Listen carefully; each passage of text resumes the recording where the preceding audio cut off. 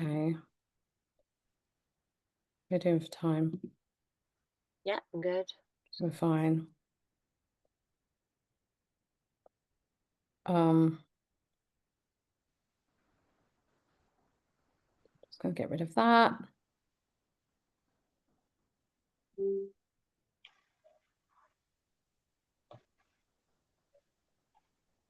Okay, I think we'll just start. It's really lovely to see everyone after a bit of a summer break. We've had a bit of a little hiatus, I guess, for the summer. I hope you had a nice time.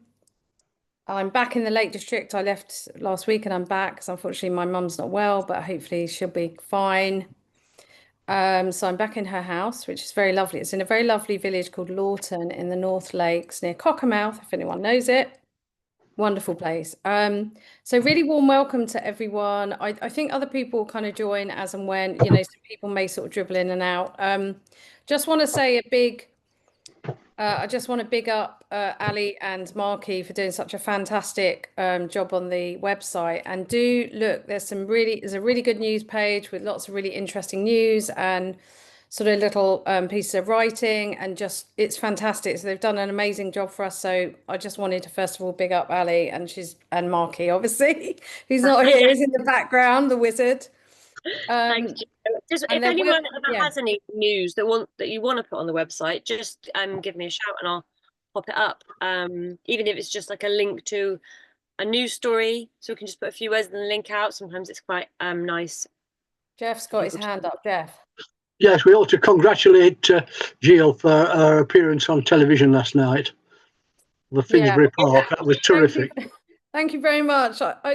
It was a little bit of an infomercial for Crank Brother. Did you notice that? Yeah, I think the reporter.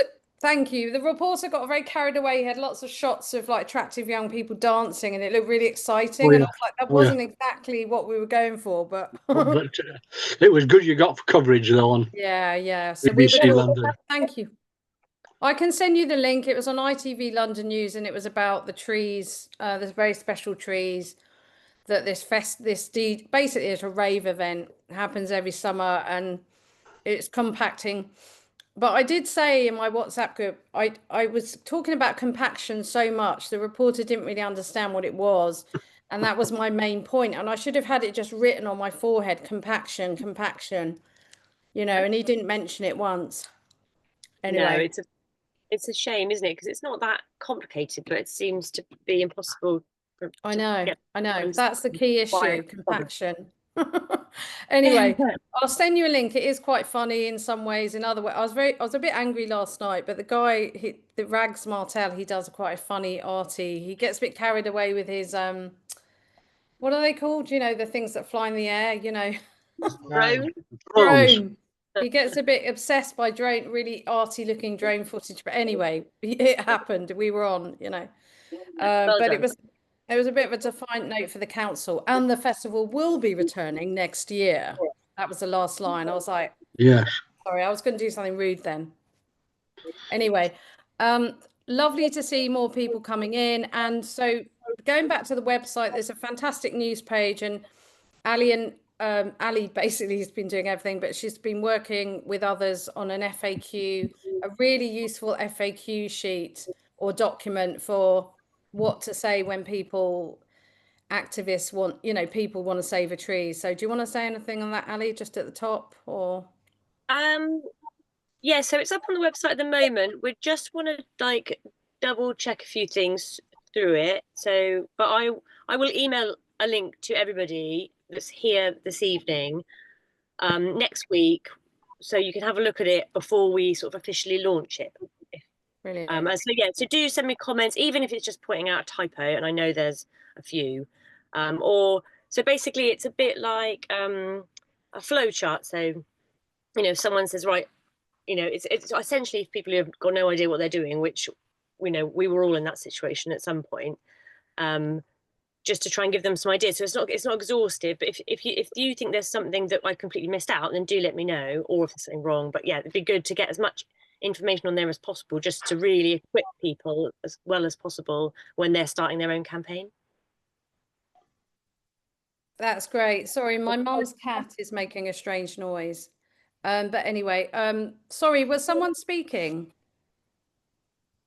No. Okay.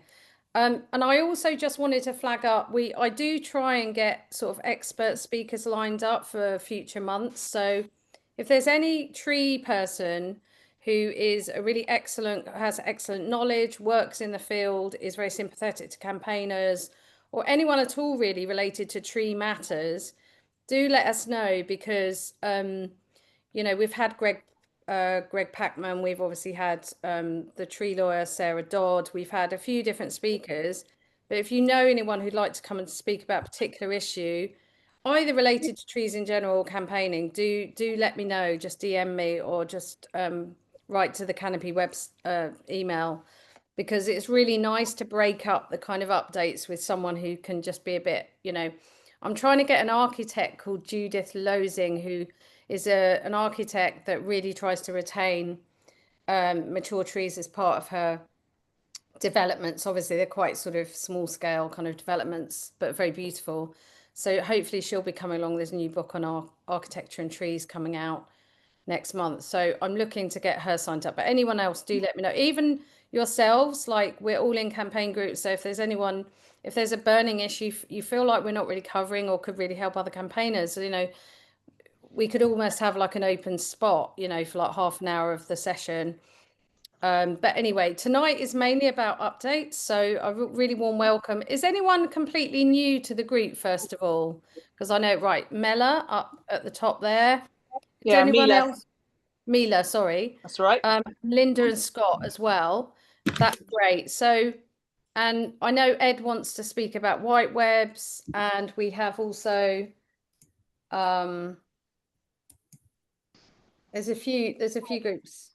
There was a lady called Holland who was going to come on, right? Talk about the wood in Devon, save our trees, Devon. But I don't know if she's on yet. So okay.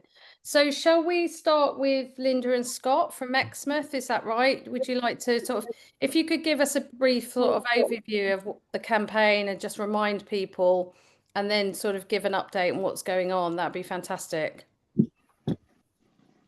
Hi everyone. So our beautiful oak tree, approximately 200 years old, was thought by our insurance company to be the cause of our subsidence, and they wanted to just remove it after sending, this was 3 years ago, after sending one guy out 3 years ago to an arborist. He was an arborist for LV Insurance, Sedgwick's, PRI, because it's such a massive chain, isn't it?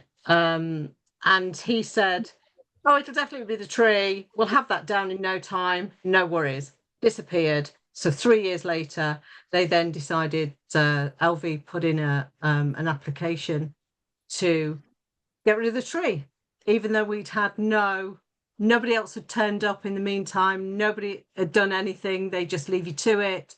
They just put a load of rubbish monitoring in sight, and they don't add to that monitoring as the cracks appear, blah blah blah. So we were just left suffering for 3 years until we had this application drop, which didn't drop with us, it dropped with our neighbours.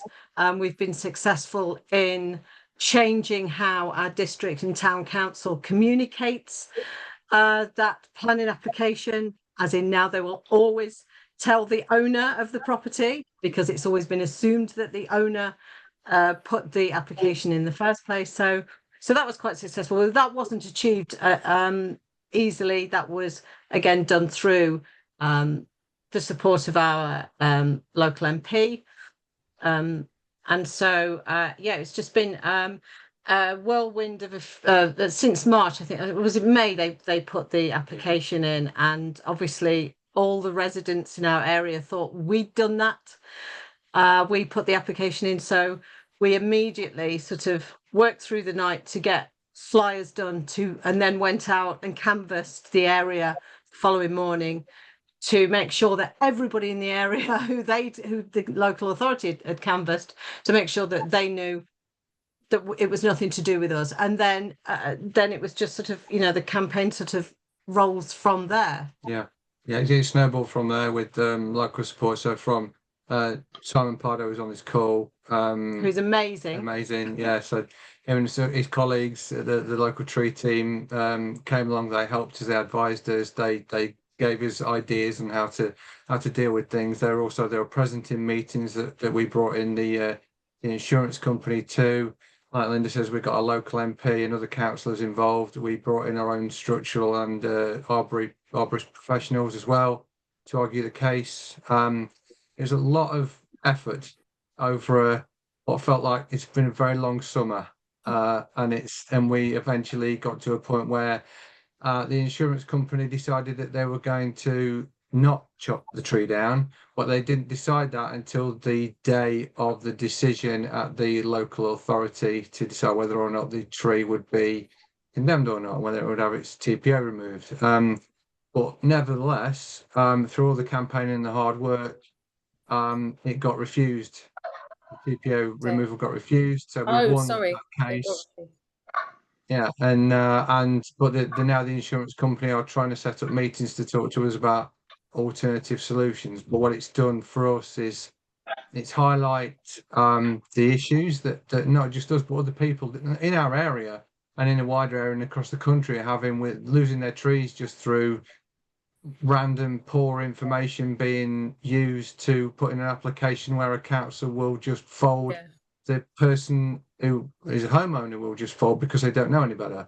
Well, we trust our insurance companies, don't we? Yeah. We don't realise how corrupt, or we certainly didn't realise how corrupt this system is. Yeah. Absolutely. And that is what we want to stamp out. We cannot stand the injustice of the entirety of the past 3 years of our lives. It needs to stop. Yeah.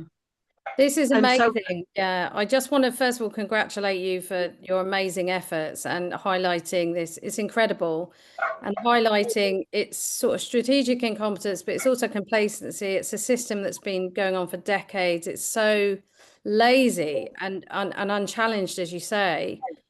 Sorry, I interrupted you. Do carry on, Linda. It's to discover that our local authorities were used to be protected, trees used to be protected until the updating of the town and country planning regulations for tree preservation in 2012. So the Article 5 was thrown out then during that update, and I tried my best to find out why that was removed out of the town and country planning regulations, and I managed to find a obscure document that simply said it's because the Article 5 was rarely used. Right. Well, I really don't understand that, how it can be rarely used if this is the thing that the insurance companies are constantly pushing. Oh, we'll just get rid of that tree, we'll get rid of that TPO, we'll do that, no problem. Would you mind explaining a bit about the Article 5, it sort of what it is and what Article 12 was, because it might be a bit, it's certainly something I haven't heard of before. It indemnifies our local authority from having to pay the repair costs for the property. So we thought this was what everybody suffered from, and so it just basically gives all insurance companies the power over TPO. So all a TPO will protects is the tree from the owner of the tree. The TPO does not protect a tree from an insurance company, because the insurance company put an application in and then threaten the district or town councils and say, you're going to be responsible if you don't if you don't agree with us and approve this planning application. So that threat was something that we completely met toe to toe, and we tried our hardest to. I'm a very blunt person. We tried our hardest to give my balls to the local authority tree officers, so that I said to them, I literally will not allow them to sue you. We will not accept any monetary whatever it is you need in writing to be able to be steadfast in this decision of not approving this. Do whatever you got to do, but I have the balls to fight this. You need them too. Let's all work together. And Brilliant. after a long time, and Simon Pardo was witness to that very first conversation with the local authority, and I took no prisoners that day, but since then I've become very much with the tree officers and empathise with them, because they're just exhausted. They just have no fight in them. Yeah. And they rely on the people who own the trees to do that fighting. And so many people don't know how to fight, don't do fight. I know how to fight. I just didn't know who I was fighting or what to do. And there just didn't seem to be a lot of information out there. And it was only when I was just used Google to death and discovered that there was a thing called Town and Country Plan Act, because the local authority wasn't even telling me what clause was not there any longer to protect them. There wasn't. They didn't explain it to me. Probably didn't know. In layman's terms. No, it's completely, yeah. And so, we've gone on this sort of hunt ourselves and tour of the internet to just educate people. So we've never used Facebook in our lives, and we had to use Facebook to then educate our local community on what was going on. And I spent 90 quid on a banner and strapped it to the tree, because we're in a very prominent area, and suddenly I couldn't leave the house, do any gardening without somebody coming to the house and saying, what's this about? So we gained 97 objections to the planning application. Yeah. There was no support for it whatsoever. We hit it from every angle. We have disabled twins, 11-year-old boys, and we used very specific needs of one of our boys. So we're very private people, and we really exposed our family, on the front line of this, because during this 3 years, this horrible 3 years that we've been going through this with the insurance company, they had told us in order to save the tree, we would have to strip out all of the other trees in the garden, which ended up being over 20 trees we removed. That's conifers. Oh, it was a beautiful lilac. It was everything. From rosemary bushes. They even said, take the rosemary bushes. Everything we had to strip out, which meant our son, our deafblind son, so he's hearing and visually impaired, he has no shade apart from the oak tree. So we have a south-facing front garden, and the only shade there is the beautiful canopy, under that beautiful canopy. So so that was worth fighting for. We suddenly realised, hang on, we didn't even think about that. We stripped out all these trees because that's what you do. You conform, you do what the insurance company tells you to do and asks you to. And we also footed the bill of that. Yeah. And then we realised that year after year, our son had nowhere to go. He couldn't be outside. And you can't have him under a brolly because he just moves around a lot. He's very physically active. And so we had to sort of move his play area from the rear garden, the safety of the rear garden, into the garden, which is very exposed and by a very main road. But he settled there, and that's where because he's also vitamin D deficient, so he needs the sunlight. So that very filtered sunlight that was coming through the canopy was actually improving his health. So in a weird way, it sort of helped him and aided him to have this filtration system to raise his vitamin D levels up a little. But it also gave him this, he loves buses, so he can hear one coming and he sees it, and he loves the red lights. And so he was suddenly interacting with and paying attention to lots and lots of traffic, particularly buses and lorries. So it gave him a new lease of life. So we'd not just stripped his garden out, but we'd given him this sort of a new TV to look at, if you like, something to actually interact Linda, with. I think you're so poetic and lyrical. You've got to be writing a book about this. This is an amazing story. I think you really need to write this because it's not only a beautiful story of your family and your son and your children and the tree, it's also really, really valuable for so many thousands of other people being intimidated by these claims, and this whole issue. I just want to bring in, I know Joe's got a question. Joe. Is that right? Sorry, just for folks who aren't familiar with the case, it sounds like, and just for clarification, so you're a homeowner that's been experiencing subsidence, and is the oak tree, is that a tree owned by the local council that is implicated? It's not. Could you just kind of round up very quickly what the actual case is? Yeah. Yeah. So the case is that we had subsidence when movement began in 2022 on our home during that summer, the very dry summer of 2022. We spotted cracks on the house and we monitored them for about a month. They got worse and they spread across a lot of the house. We called our insurance company to say, is this kind of thing covered by you?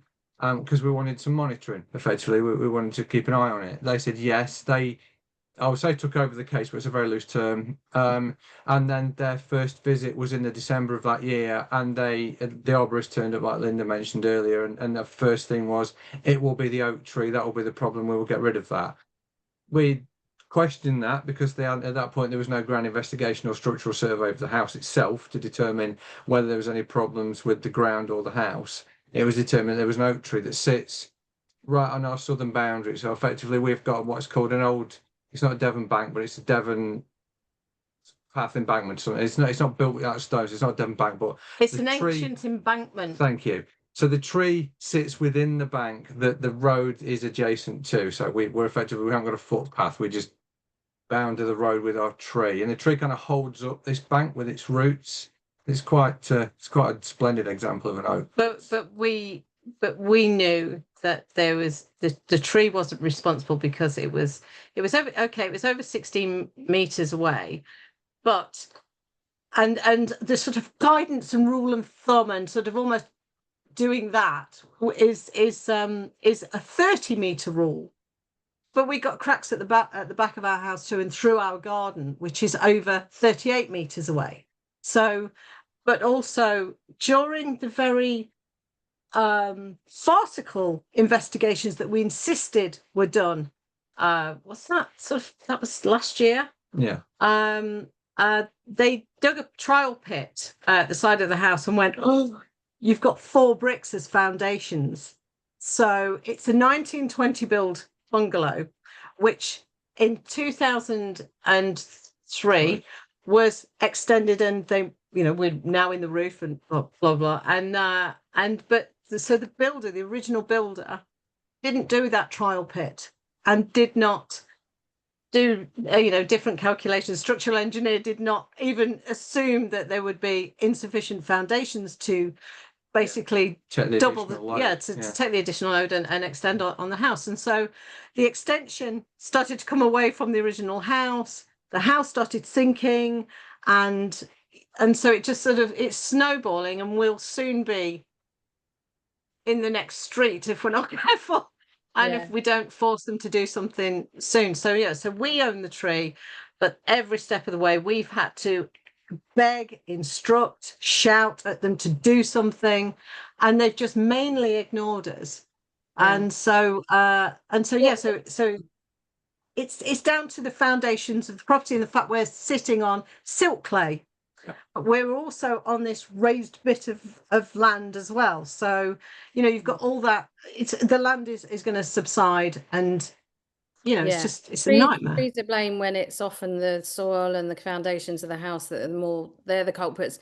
What you've sort of encroached on a flawed system, a lazy, flawed, complacent system that's been allowed to become establishment, buoyed up by the fact the insurers have established enough case law to make it the precedent that they only have to implicate a tree in damage to pressure homeowners and councils to fail. So it's really something that particularly the Haringey Tree Protectors, my group, have really trying to get our teeth into. We've been trying to save a tree for 3 years now at the end of my road in London, a plane tree that really hit the press. And we're trying to expose, and what we need is a test case. We need a few test cases to challenge the established precedent at the law, in the level of the courts, but unfortunately we don't have that many. I'm going to bring in Paul here, Paul Powson, who's a barrister and tree sort of campaigner and nature campaigner. Paul, you had a question? Yeah. Oh, I'm not on mute. Yeah. Not really in my slightly in my lawyer capacity. I think Gio mentioned you should write a book, but as a precursor to that, or in addition to it, it'd be great if I could come and speak to you about it and just write a piece for the Lawyers for Nature website, because it's really great to have an owner, quote unquote, of a tree doing this, because it's often seen as, sort of Oh, your hippies Wi-Fi is trying quite to go bad. against property rights by protecting nature. And so actually having an owner that not only feels this bid to, I'm sure why. I'm sure we can connect Paul to you, Linda, Scott. Sorry, your Wi-Fi is your connection's a bit dodgy, Paul. So Where are you with it? Okay, yeah, just be good to connect with you and potentially do a piece about it. that'd be great. Yeah, I'm sure we can put you in touch. I can put you in touch. Yeah. Maybe if you've got any more questions, Paul, you could just put them in the chat and then we can read them out. Yeah, of course. This is amazing, and obviously it was on the BBC, where it was all over the place, wasn't it, this case, which is great. So I think journalists are really, the media is starting to wake up to this, and particularly these single trees that are very emotive. The stories are very, and it really helps the general kind of feeling about, and I hope insurers are getting, I think it's also worth exposing the insurers as well, because they're often hidden behind loss adjusters, and they're often hidden, these big conglomerate, huge, they're like multinational sort of huge capitalist sort of, mehus. I don't know what the term is, but they're often hiding behind, these loss adjusters that work for them, like bully boys, So I think it's worth exposing the insurers and their names as well, as much as we can, because they really use bullying tactics. And I think a lot of people get very intimidated, and they're really used to bullying residents, councils, and intimidating. And it's really important to know where you stand legally as well, because I think they often rely on incredibly flawed evidence, whatever the evidence may be, very flimsy. Ali, do you want to come in? Yeah, so I remember reading, Linda, in the articles about it, that you were going to try and get Article 5 back in. Have you had any thoughts about how to do that, and can we help? I basically told our MP, that's exactly what I wanted to do. He wrote to Angela Rayner. And what's your MP called, sorry? So he is David Reed. Oh, okay. I believe I remember that. And yeah, so we got the standard reply back saying that there is no plans basically to update. What I'll do is I'll email that over.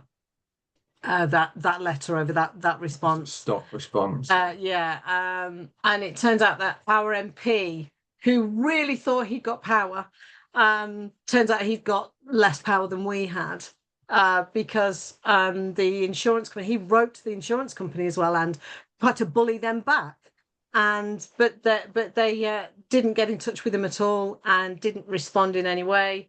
The only people that they did respond to was the media. Yeah, and that standard drivel that they were spouting was just completely untrue.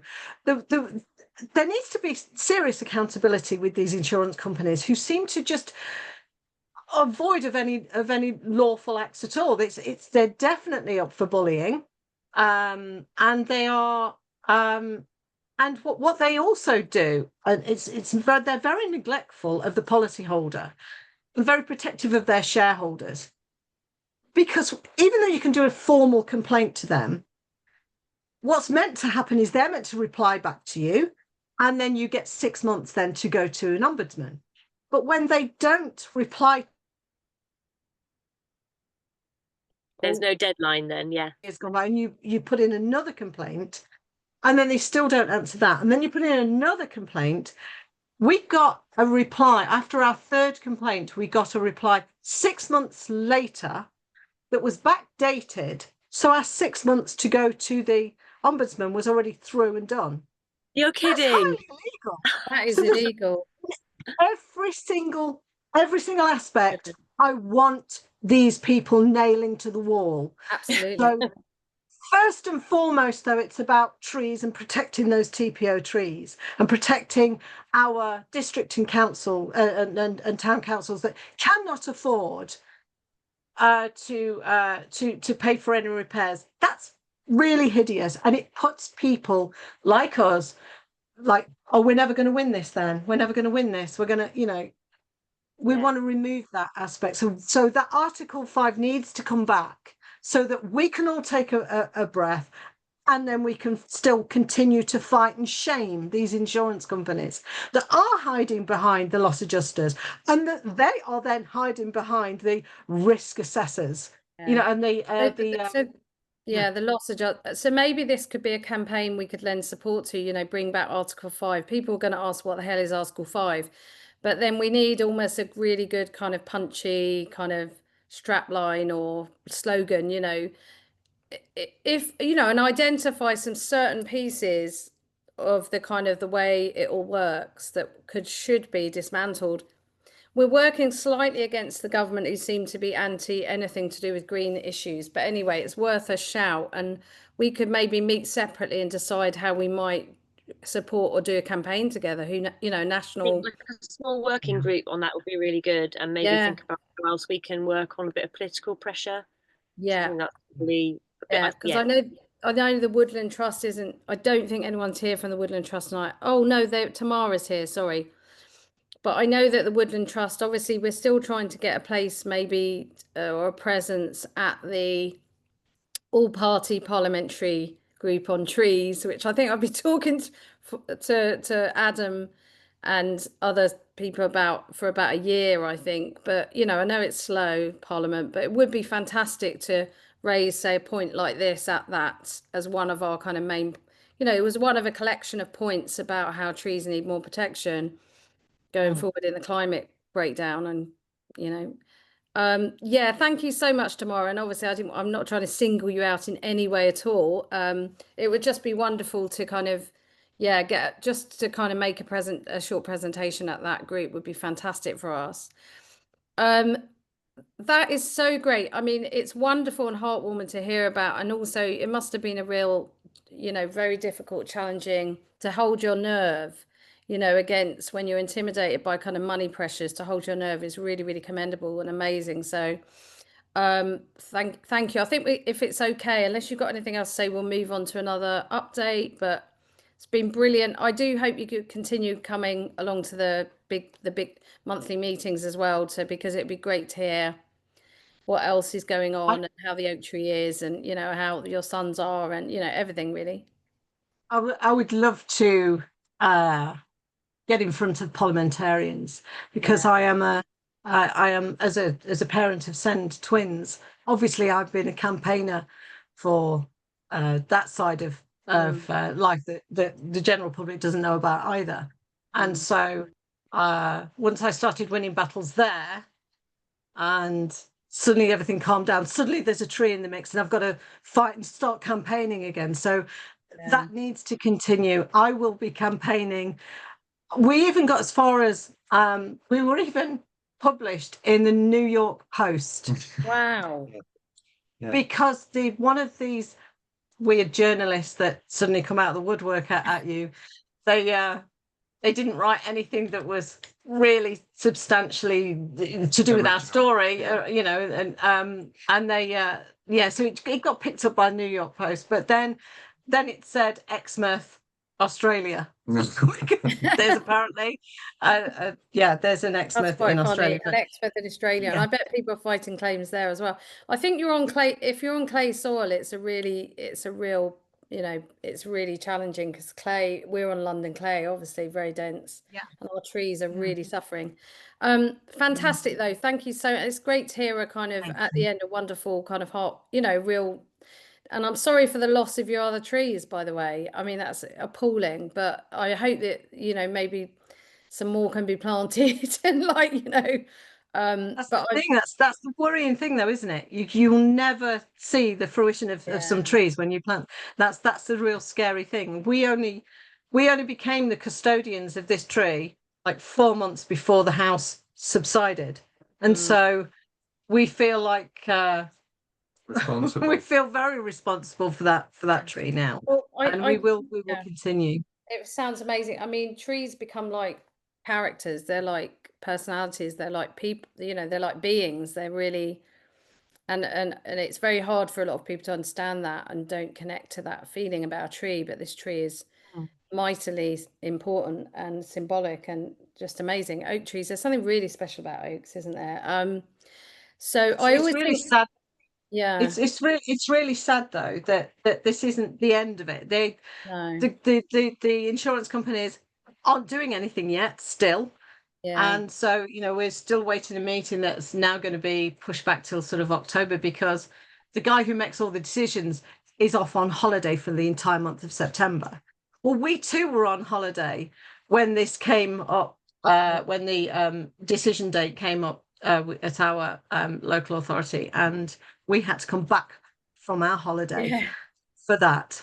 And so we did ask if this guy would come back off his holiday to, you know, have an all professionals meeting, and obviously he declined. Yeah, he seemed just Yeah. too receptive to it. Amazing how many Actually- council was that a council officer? No, this was from LV. This was one of the No. LV guys. Obviously, he couldn't get a flight back from Barbados in time. Oh, okay. Oh God. Okay. Well, thanks so much. Wonderful to hear your story. So thanks a lot. So I have Ed. Would you like to come in and talk about Whitewebbs? Yeah. Yeah, I'd love to. Hi, folks. Can you hear me? Hmm. Cool. Let me know if you can't hear me, or if anything goes wrong. Not like generally, like if anything goes wrong with the video link, let me know. Yeah, it's really, really nice to see people. It's nice to see quite a few people I know.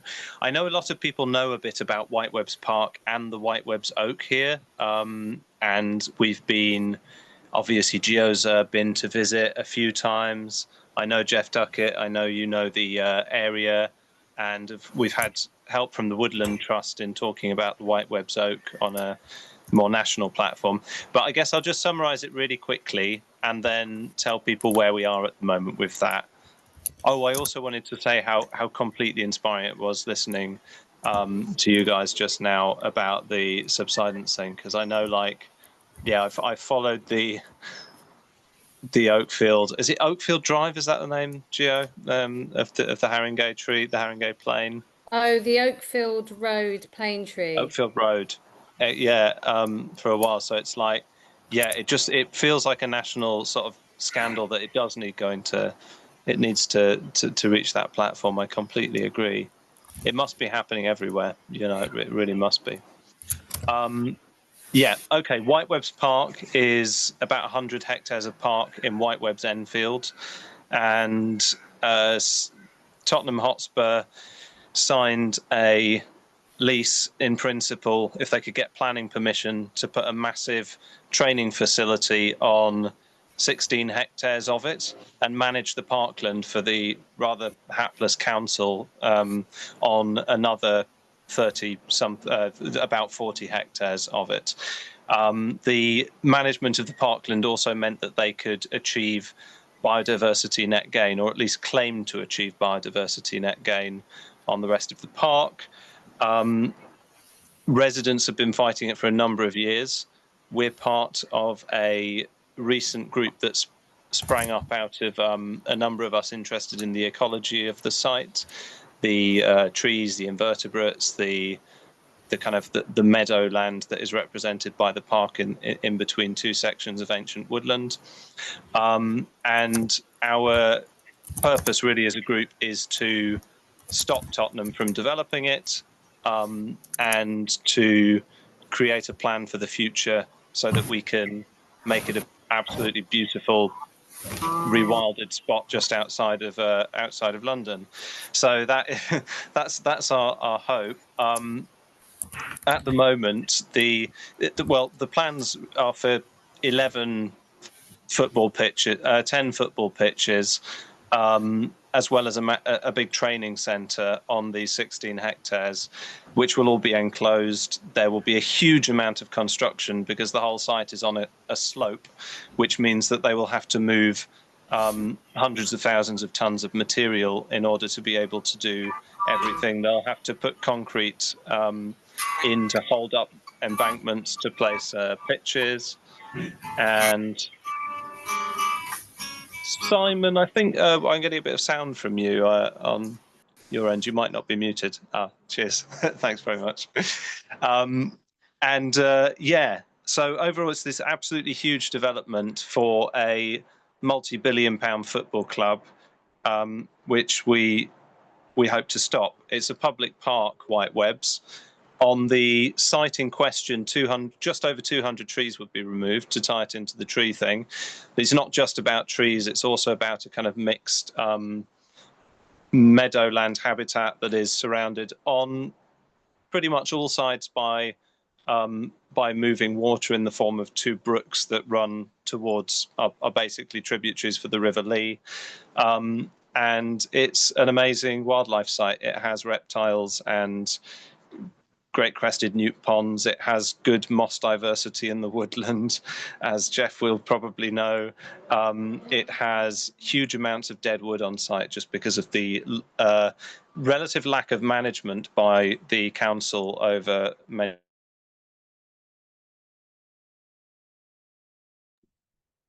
Oh, have we lost Ed's connection? Ed, your connection's gone a bit funny. Have we lost him? Ed? Ed, we lost you for a moment. You may want to turn off your video, but I don't know. You're back. You're back anyway. If I stop incoming video, is that possible on, it's possible on Zoom, I think. Yeah, I mean, you're okay at the moment. You're okay at the moment. If it happens again, maybe I'll yeah, please do. Yeah, sorry about that. I think that I was just coming on to, from having described Tottenham's hideous plans, I was just coming on to sort of describing the current status of our campaign. I've just seen a message from Jeff appearing in the chat. Yes, it's also adjacent to, good point, Jeff. It's adjacent to the one of the two sites in London where beavers are being reintroduced for hydrological reasons. And that is something I might mention again in a second when I talk about what we're trying to do now. It was granted planning permission with conditions at the local planning meeting, subcommittee meeting in February, at which point we'd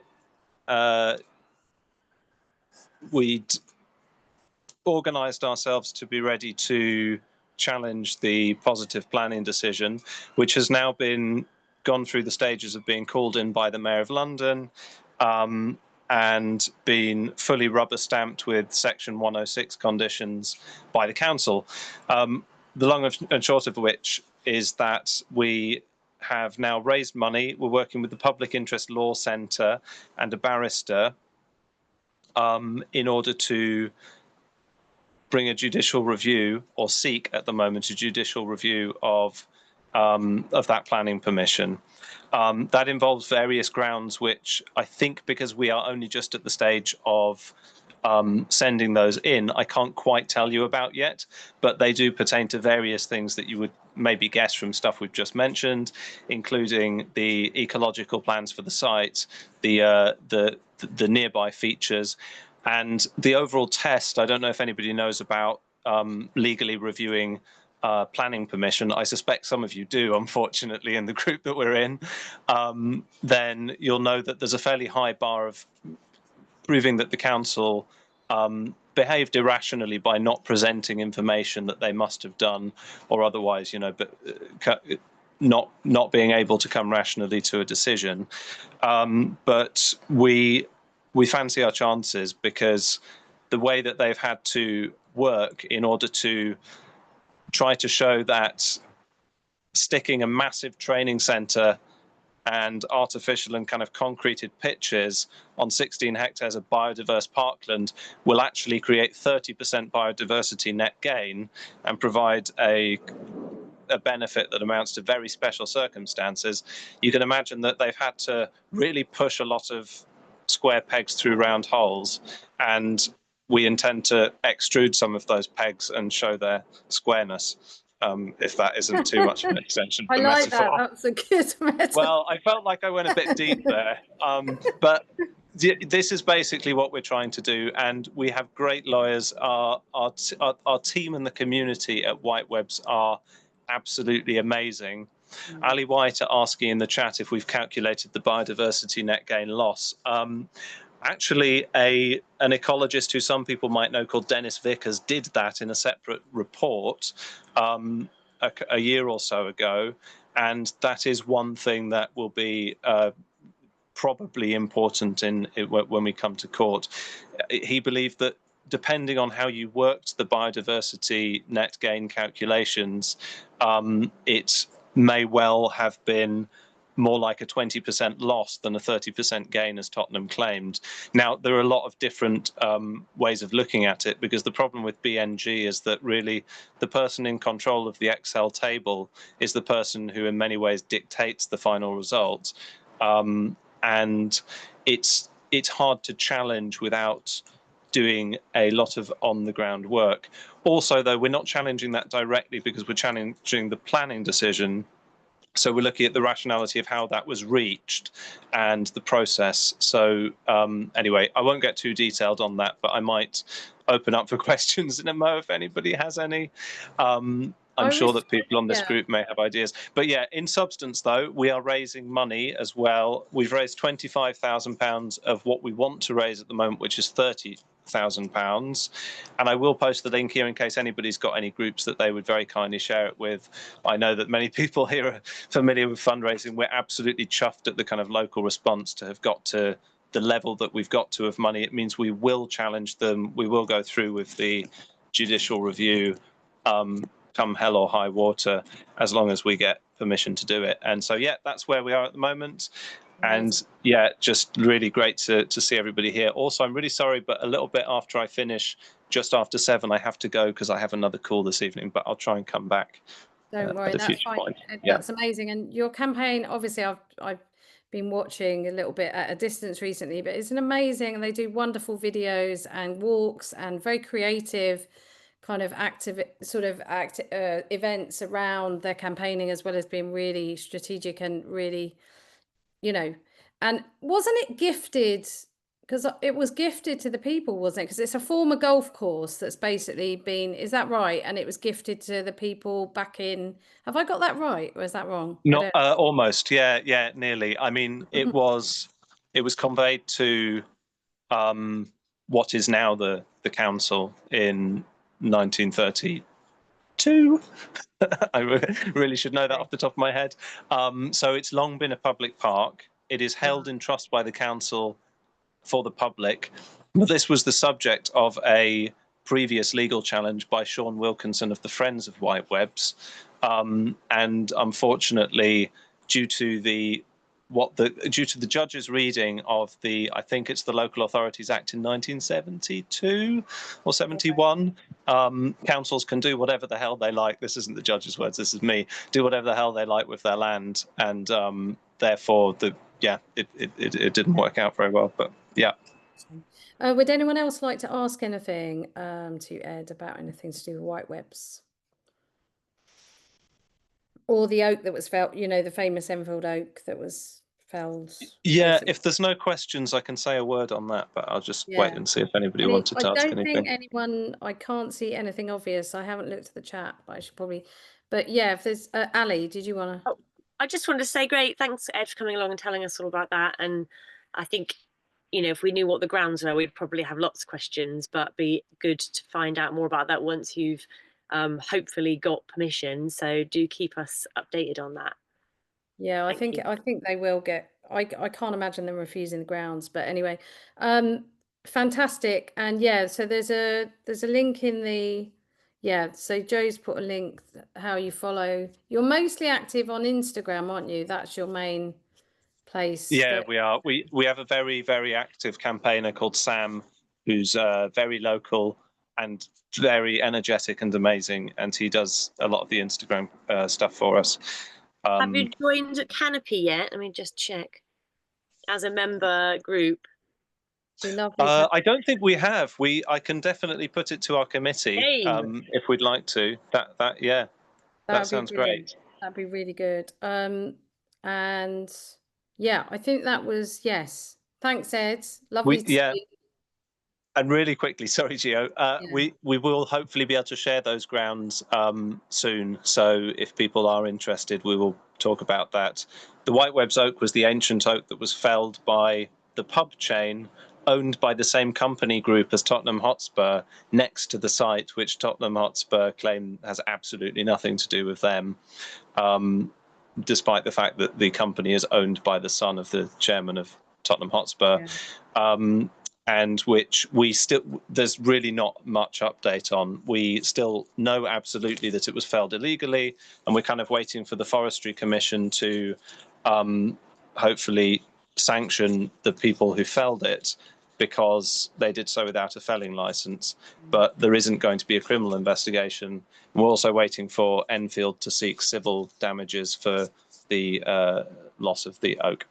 Yeah, and we were very surprised considering the sycamore gap tree, and this was an absolutely amazing, quite a rare specimen. And oh, I can hear a cute little baby's voice. Oh, sorry, that's all right. But this was an incredible tree, really, really a very unusual specimen. So it's a shocking. I mean, it's far, far, far, far worse than the sycamore gap felling. Sorry, can I butt in there? Yeah.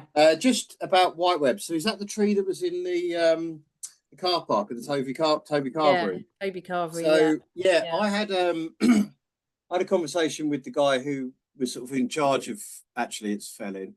What? Yeah, it's actually one of my contracts managers for a different division. So you know who did it? I don't know the field team that did it, but I know who done it. Yeah, I know who actioned it. Maybe they say that there wasn't any. It wasn't. There wasn't obviously a TPO in it. They put the TPO on. There was a lot of backlash from the Arb Association and local authority, but they were they've told me that they were doing what they thought was right. There were 27 inches of decay in each of the main branches. The unions, the 4 main unions, they're all decayed, and their intention was to bring it down to a monolith. But everything seems to have been dropped since the Chalkwell Park incident. So I don't think that may be going any further for now. But they sort of have wrapped it up nicely and said that they were sort of in the clear. But yeah, I'm not really following. But anyway. What's your company? What's the company, Lawrence? I won't say, but as I say, I heard it firsthand from the contracts manager. Yeah. Now, that could be an elaborate story, but I also believe that they were planning on doing a pollard to 9 meters, going on the decay and the reports. But yeah, felling license, if it was over 5 cube of mass, then that should really. I should add though that the other thing that didn't happen is that the tree is owned by the council, and the contractors, neither the contractors nor the pub sought any permission from the council to fell the tree. The tree being a 500-year-old oak tree has a sort of caveat plus heritage, etc., value of something like £1 million. So whatever one can say about the tree, it was felled illegally because there was no permission sought from the landowner. And Enfield take that view because we know that they are going to pursue damages for it. Now, I'm not. Contractors are contractors, and I understand that sometimes they're sent to do the things they're sent to do, but the loss of the tree was criminal, to put it really bluntly. Listen, I'm not. I don't have an opinion on it. You don't have an opinion, Lawrence, on the felling of that amazing tree. You're a tree. But it wasn't felled, was it? It was pruned. Oh, it was stumped. I mean, it was grotesquely made. Pollarded. It was pollarded. Well, Lawrence, I think we're going to have to, because I mean, I think the general view that it was a very, very atrocious. Yeah, So you know, I don't, and if you've got information, really, I mean, it should be a police matter, in my opinion. So maybe we should park this for now and have a conversation out of this meeting. yeah, Ali? sure. Of Yeah, I course, I just appreciate your information and candor, Lawrence, as well. Yeah, Thank you. as I say, I'm just I can relay the information that I hear. That's all I can do. It's not a job that I've we done did. some reading recently about pollarding ancient and veteran trees, and that is not how you do it. Yeah, that is, At all. yeah. That was an act of butchery, I would say. Anyway, we can talk maybe on the email or something. And I mean, you know, I mean, the only useful thing to come out of this is if you'd be able to name people, I think. But anyway, let's move on. Thanks so much, Ed. And do support the Whitewebbs campaign, and do support their crowdfunding. They will probably need more funds in the future as the case goes on. So do keep an eye on that and follow the campaign. So brilliant to see you.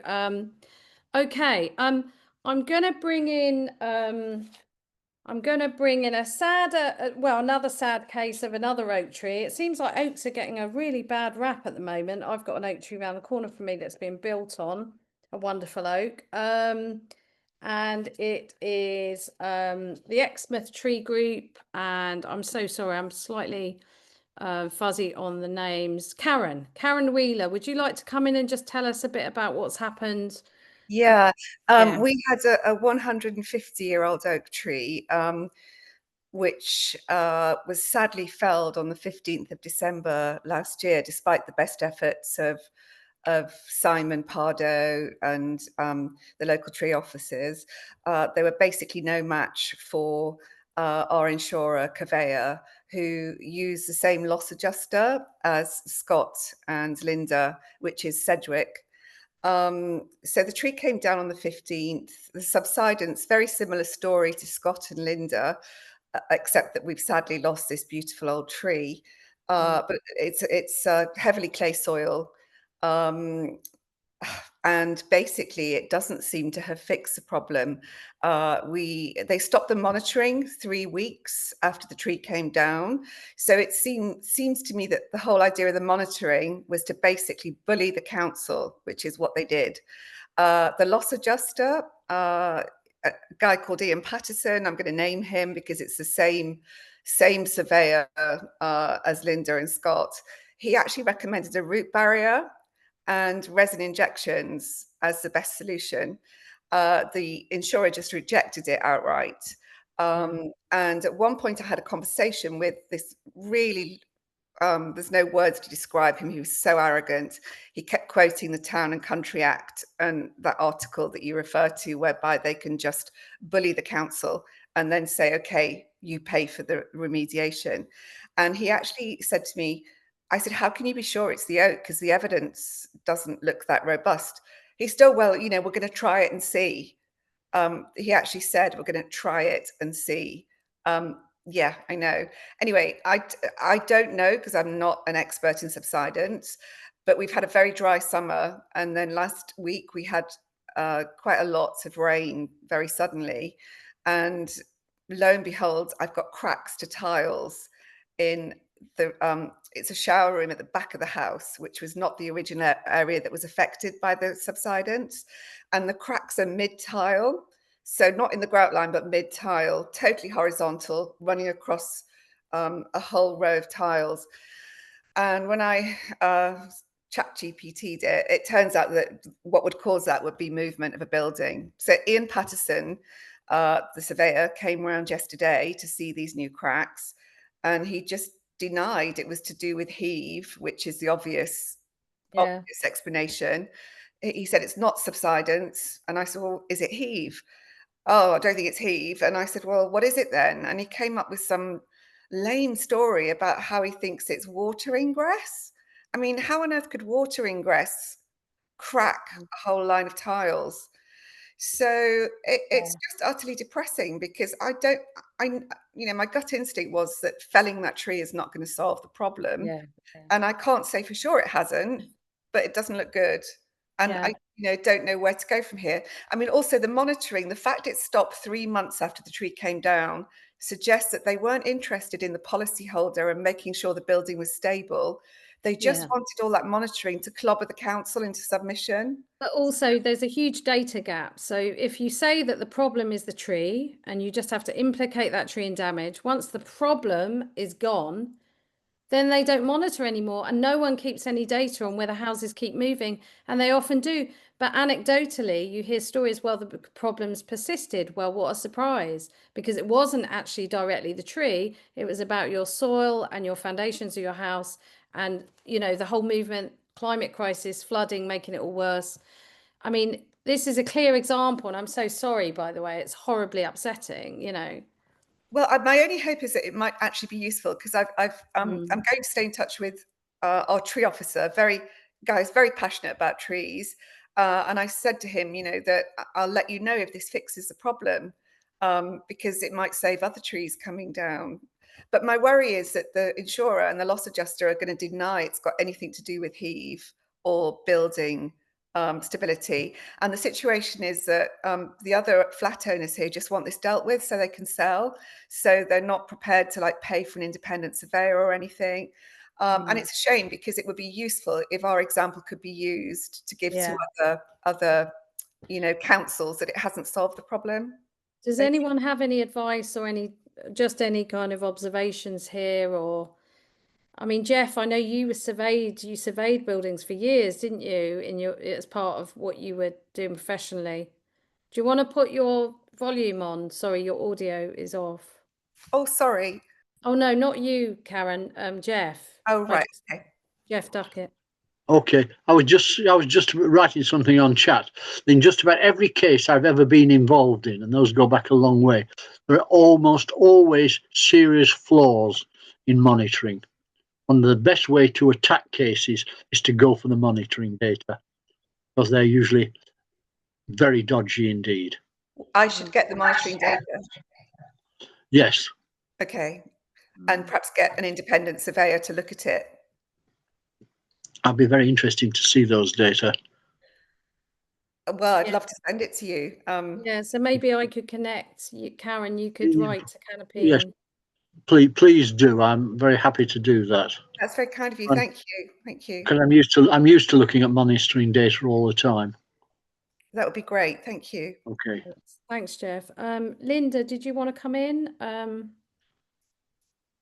Oh yeah, sorry, that was me. So just to agree there with what Jeff mentioned, the beginning of our battle with them was picking holes in their monitoring data. I'm fortunate enough, I guess, to work in the construction industry. I'm a building surveyor, Linda's an engineer, so we picked through the data that they presented to us, found fault lines in how they were recording, what they're recording, how often they're recording against guidelines, and also just blatant monitoring errors that they were claiming that they'd monitored in places that they actually hadn't. So they were saying they'd found routes in a place where there weren't actually routes, and they hadn't actually recorded data in that area. So we managed to find errors there. But just to pick up on something that Karen mentioned in the horizontal cracks in the tiles, as a surveyor, I would typically expect that kind of thing to be from building movement. If there was water ingress into a building, it wouldn't crack tiles horizontally like that, and you'd see water ingress in other areas. They can do damp checks to see whether there's water ingress in that area of the house, or if indeed there'd be any evidence elsewhere. I know that Ian Pattison is a chartered building surveyor because he's on the register, and he's down in Ivy Bridge, and that kind of response I would class as just monstrously unprofessional as far as the building surveyor goes. The claims on that, they're the kind of things that were getting reported if you wanted to report them to the RICS, because those claims are inaccurate. He's also a compulsive liar. Sorry, can I say something again here? Yeah, sure. About monitoring. What is always absent, and I've never ever seen it in any case I've looked at, is a control. They always monitor the shrinkage next to the tree, but they never monitor the shrinkage away from the tree. So there are no control data. And if you were to send this, as I'm a scientist, send this in as a scientific paper, it would be rejected out of hand as meaningless information. I mean, it just shows how weak, and because so few people have challenged it for so, it's been so unchallenged, this whole system, for so many decades, really. I read this BBC article, and it came out in the 2000s, about since the droughts of 76. Obviously now we're in drought city the whole time, in England, but the insurance industry really moved in on the UK in a way they hadn't in other European countries. And they thought, this is a country that in the future is going to get really hot, and how are we going to deal with all these claims? And they moved in, and it's grown and grown, and deregulation, its successive governments have allowed it to just flourish, and these private companies become more and more powerful, more and more intimidating on on sort of homeowners, and in a way that I think it's more regulated in other European countries. That's what I sort of understood. I mean, I skimmed this article, but it seemed to make sense to me. Joe, do you want to come in here? So I just wanted to say thanks to Linda and Scott for being here, because this is something that on the Oakfield Road planetary subsidence we struggle with for so long. Was we through the courts we managed to get all the data of the monitoring data that existed, but none of us are experts, and we then wanted to try and find independent experts who could look at this data, because the local council was using that data and the way it was presented by the insurers as the reason for felling this tree. But because none of us are experts in that field, we could never really do that. And it sounds like Linda and Scott have that kind of knowledge, which you can look at a data set and say, okay, well, that doesn't actually match with what they're claiming, So I just want to highlight what an amazing resource that is, and hopefully we can keep them on board, and also find other sympathetic people who have that kind of technical expertise, because it is so invaluable.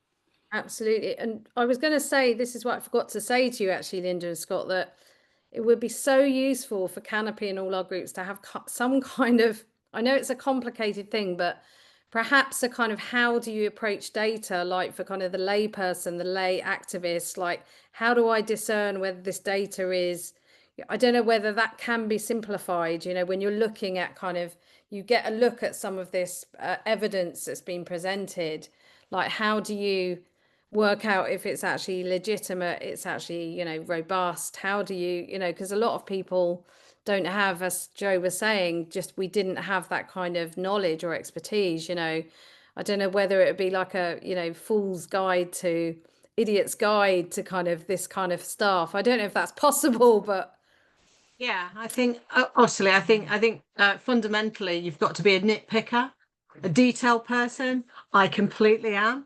It was me who spotted all of these things, and then the wide thing, and I thought, well, the insurance company aren't going to believe us, are they? So we needed to invest in a structural engineer. We needed that person to look at it as an independent person, and we also employed an arborist who also looked at it as an independent person and pulled the reports to pieces.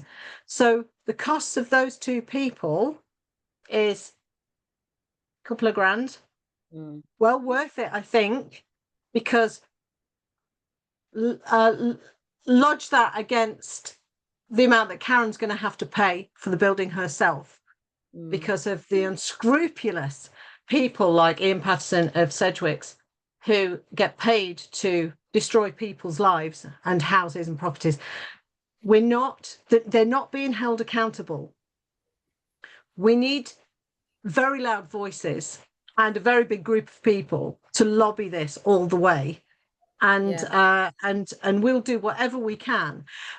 The crazy thing is that I've had people write to us, because our address has been so public. We've had people write to us saying from London, from the northeast, everywhere, and telling us their stories and thinking this is huge.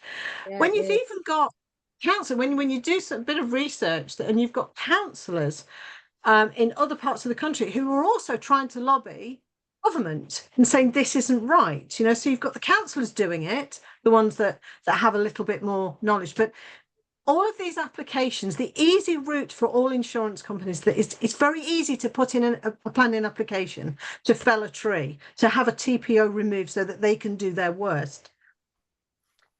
Our district and town councils have had budgets cut so much over the years, but they do have departments that have engineers sitting in them, and structural engineers sitting in them, and building surveyors sitting in them, but they don't talk to each other. They're all too busy silo working. So it's a massive mismanagement of resources in our district and town councils. They could have, our tree officers could have had all of this information there to be able to fight this, but they can't fight anything without that Article 5. And fundamentally, it's just their job, isn't it? Well, it's our lives and it's our property and it's our air that we want our children to breathe. So Absolutely. we're the ones that are impassioned. It isn't the tree officers. Yeah, they're all very depressed apparently, but they need to join us in this fight. But at the end of the day, they have a hierarchy to who are saying, don't stick your head above water. So it's all of us. So we'd say, anybody wants to send that insurance report to us, we'd absolutely look at it and tear it to shreds. Yeah. Absolutely, 100%. I was going to say also, imagine how outdated you'd be. Yeah, tree officers, you need to almost set up a little kind of like business doing this for people. Tree officers often are they're pressed down upon, or the planning departments often have the more powerful, or their legal departments have the economic power within. You learn about the way your council operates and the way the money's dead. What I was going to say also was, Ali made a really good point, and we've come across this before. Like when you do get expert independent evidence or an opinion, they say, well, we've got our expert, you've got your expert, who are we going to believe? We have to go with our expert. Did you get any pushback on presenting this or getting this report from these independent structural engineers and the arborists you use? Did you get any pushback from anyone about that independent monitoring? We took it to the council effectively. So it was the council that really utilised the fact that we'd pointed out the errors in the reporting, and the fact that our own independent engineers and arborists pointed out errors, and plus some other errors on their side of things that they spotted too. So the whole thing kind of came together to help the council. And I think then the fact that we put the public noise on it with Facebook and the press and everything, the whole thing as one sort of moving mechanism, I think helped us in the case. I don't think there was one kind of silver bullet that did this. It was a full arsenal of everything that we threw at it that did it. But thankfully, our tree officers were very honest with us and said, our hands are tied, make noise. And that's the advice. Everybody we went to speak to, they just kept saying, make noise, make noise. So that's what we did. And I've learned a lot about the media, almost as much as I've learned about trees. It's a messy business. It takes an awful lot of time and it's still absorbing time that we don't have. But it's about your passion at the end of the day. And if I was somebody else who, I would want to take that pressure off. And I would want to be the person to take that pressure off, because I know what it feels like and it's awful. I would want to be the person that reached out and went, let me do it, because we were searching for that person that was going to come along and say, I'll take that off you, like a solicitor or somebody. But we knew a solicitor would run away with this, and we thought we can do this ourselves, without the extra cost and thousands of those, because this has got so many legs. This is going to run and run for miles. This isn't going to be over and done with anytime soon. So we decided we'll take this on. We will hopefully build massive bridges and connections with people along the way, for the end result to come to leave our trees alone. But we are up against very corrupt corporations here. And but I'm not afraid of them, so we'll just keep going. We'll just keep going. Your energy is inspiring. I also would say that the data on how many trees are felled by claims is really patchy, and DEFRA, they're not legally obliged to keep the data. Some councils do, some councils don't. It's thousands, hundreds and hundreds of thousands of trees since probably for the last 3-4 decades have been felled. Our council does publish it, but it's sometimes they don't, like they don't monitor, they don't document every felling, but it's been almost around 4,000 trees in the last 15 years. They say it's 20 trees a year, but I question that figure but now because of the public duty to consult, we can actually monitor, because councils are obliged to publish the trees that are going to be felled because of claims. So now you can actually monitor the numbers. So that's what I'm trying to do this year, tracking how many go up on the site, although they disappear for a while. So you have to keep on it, keep taking screenshots. Thank you so much again. Other updates, I don't know if we sort of came to the end of that, but Ali, you wanted to talk a bit as well. You had some stuff to say about a positive story as well as a, yeah. Yeah, we have a good news story. I talked to you all a while ago about Wilmot Gardens. We call it Wilmot Gardens Community Green, and it's like a third of an acre triangle of grass, which is council-owned land, and it was disposed of by the council in 2020, and then advertised on the open market is what they called it, but actually they just put it on their website. So they had an offer from a developer to build some houses. The first planning application was rejected by the council because of the loss of open space. And then the developer came back and said, right, we'll do fewer houses and we'll give you this teeny weeny little triangle. It was like a couple of car parking spaces, and it was under a few of the trees that they were planning on leaving. So it would have been permanently shaded. And then the residents carried on campaigning. They asked us to help. So I'm from a different campaign group in Plymouth called Straw.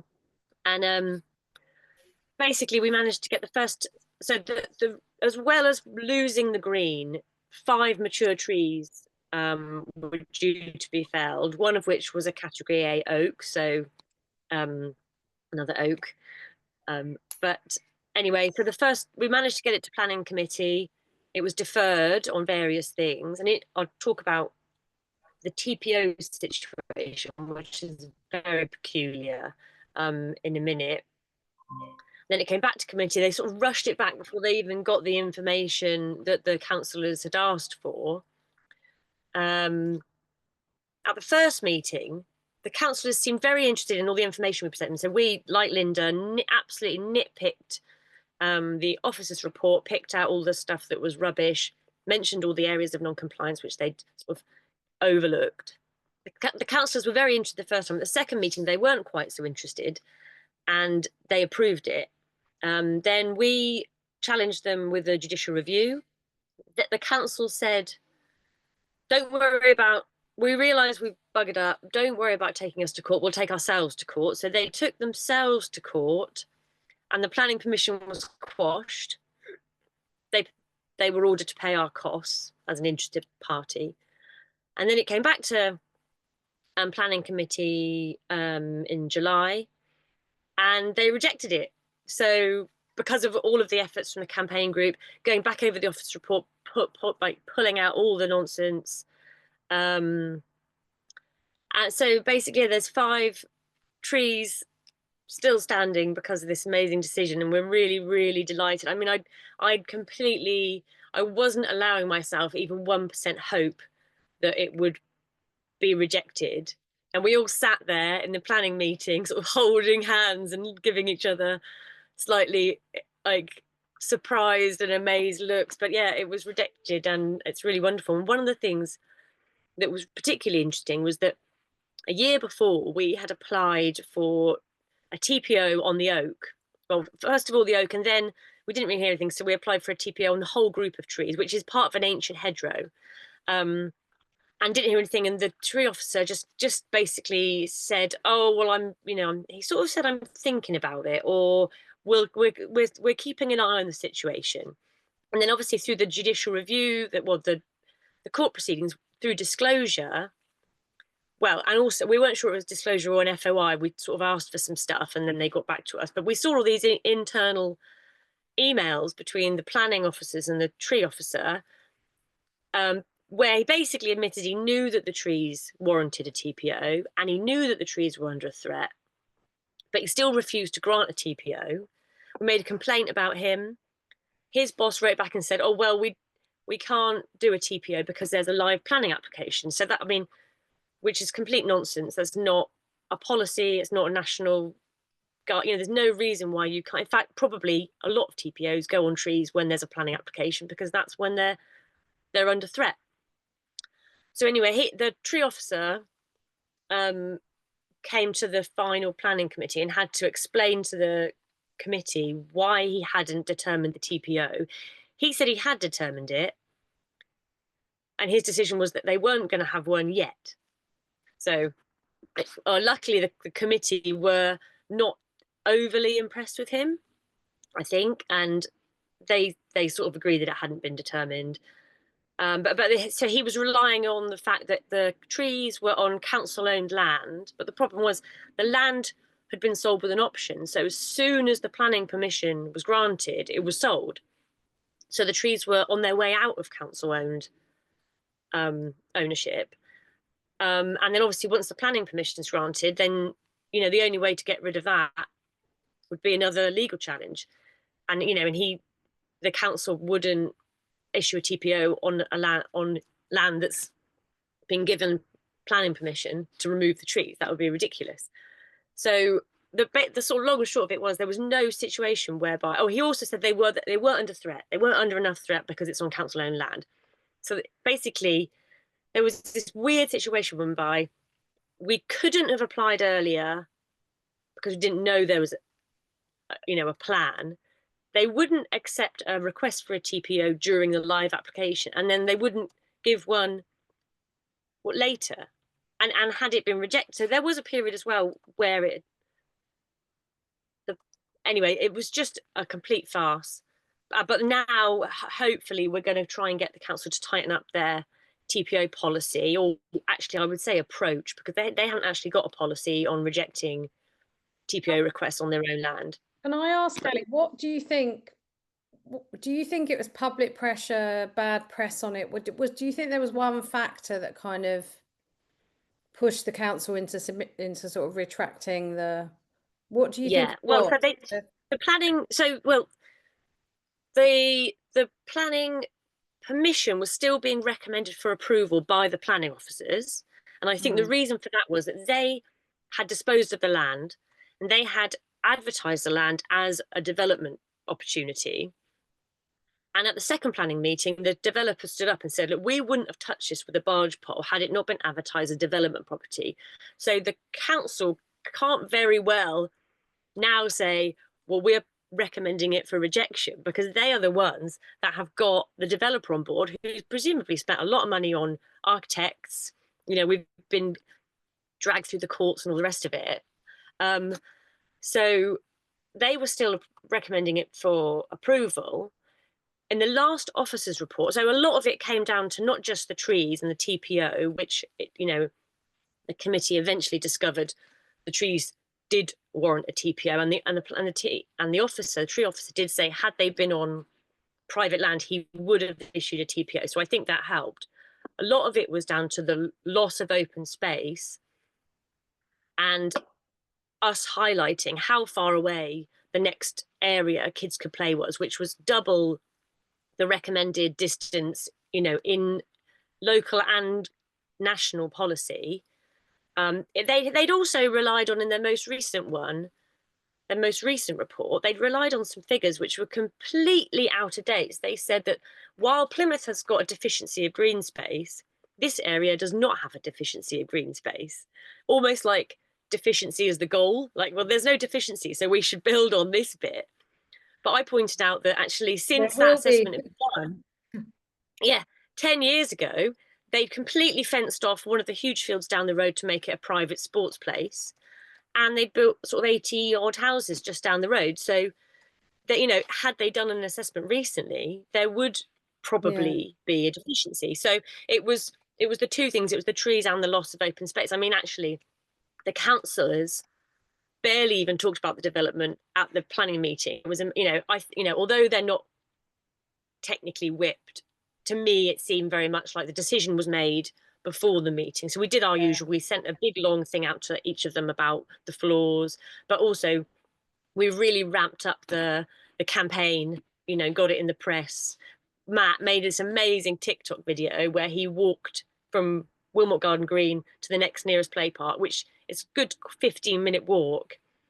And that got absolutely squillions of views on TikTok. So that, I'm not on TikTok, I'm a bit too old for it, but that was a really good tool, and that made the press in itself. So it was basically everything. One of the residents is disabled, and he wrote a letter to the local paper, with, you know, to tug at the heartstrings and asking the builder to withdraw the application. So I think it was a bit of everything in the end. Yeah, it's Yeah. fantastic.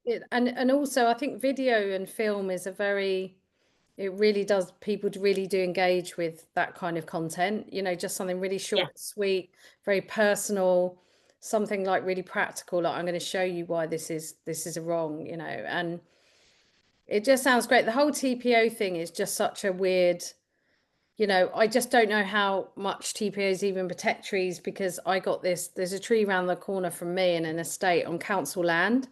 I asked for 3 years for our tree manager to put a TPO on it. So it's such a special tree, a healthy tree. I think Jeff's been to see it.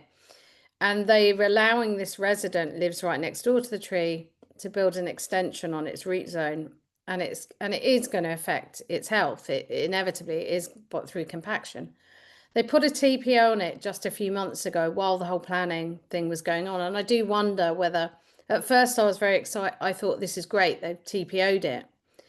But then I thought, well, actually, I got more cynical about it and thought, well, actually, it's not actually affording it any more protection, because they're still building into the RPA of this enormous oak tree. They're still going to be building into its root zone, and they're just not protected during development properly. That's another big issue for tree protection in development. But I've gone slightly off.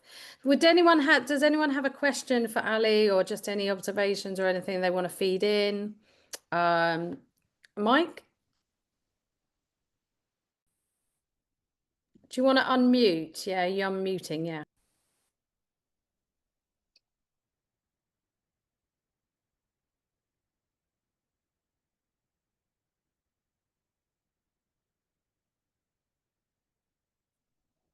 We still can't hear you, Mike. Not quite sure why. I don't know. You're unmuted, but we can't hear you. Maybe write a question in the chat if you can do that. That would be okay. Sorry, I can't hear you. I will read it out. Does anyone else have anything to feed in, or a question, or let's see what Mike says. Hang on. Oh, if anybody wants to watch a little video, which was on the news after our little win, then I'll just post that in there. It's quite a good little roundup on ITV that we were quite happy to be in. But... And if anyone knows I was going to ask actually, if you know or can share any good news journalists, like sort of national news journalists that you find are quite sympathetic to trees, either TV, radio or print, do share, because it might be quite nice to not exactly print their names on our website. I think that might be, they might not like that, but maybe as a kind of sharing, you know, these are journalists sympathetic to good tree stories, because trees do make the press now. You know, they do make. Mike said, Ali, do you have a copy of the judgment from your JR? I do. I mean, interestingly, the JR wasn't actually about the trees or anything in the end. When we wrote to the council originally to challenge it, we said it was on 2 grounds, and one of them was BNG, because, like Ed found, the BNG assessment done by the developer, I think, or it was done by the council or the developer, I can't remember. They were working together on it, the council and the developer. Actually, one of our councillors spoke on behalf of the developer at the second planning meeting, which was a bit kind of unbelievable. But they'd said it was going to have a gain, and we worked out it had a loss of about 47%. So we challenged them on that, and not but just because they'd done it wrong, but because the council, interestingly, said that they basically just said that they know better, and that BNG shouldn't be looked at over a 30-year period. It should be looked at over the length of the development. So, you know, we'll say 100 years or something. So they basically just said, well, we don't agree with the small sites metric. We think we're cleverer than that, and we're going to make up our own rules. So we would challenge them on that. But the other thing was that even though they were advertising it as affordable housing, they hadn't put in a condition or an S106 agreement that the houses actually had to be affordable. So when we wrote to the council, they said, oh yeah, you got us. We should have done that. And that's what they took themselves to court on. They didn't take themselves on the BNG ground in the end. So had they approved the planning application again, we still could have challenged them again on the BNG point, potentially. So that might have also been a factor, because we did sort of say in the press that we were prepared to just do it again, which was useful in the end. I can share if you like. It's not as interesting. It's not really about environmental stuff in the end. It was just a bit of a quibble about the affordable housing. That's great though. Fantastic. Well, we need to hear about these wins, and it was sort of very galvanizing for people, you know, campaigning. Yeah, and it's quite it's because obviously we don't talk a lot about planning applications and challenge them. I think it's because it's so hard. But you know, if we can all, if you have any tips, and that's part of the Tree Savers toolkit that we're putting together, you know, any tips on how to object to planning applications is always welcome as well. Absolutely, really, really useful, because I know there's a huge development going on as part of a 20-year. Oh, I've gone a bit echoey. That's because my microphone's come on, I think. Was it? Yes, yeah. Finally, you were allowed to speak, and then I've just muted you, Mike. That's rather rude of me. Sorry. Would anyone else like to speak or update on anything? Because I think that was Mike does. Right, I'm going to mute myself, so hopefully you'll be fine. Okay.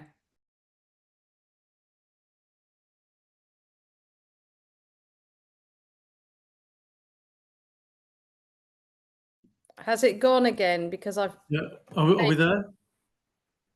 Great. Yeah. So I'm involved with an application from Cheshire East Council to carry out spillway improvement works on a reservoir, which is actually an ornamental lake, but it has a dam retaining water.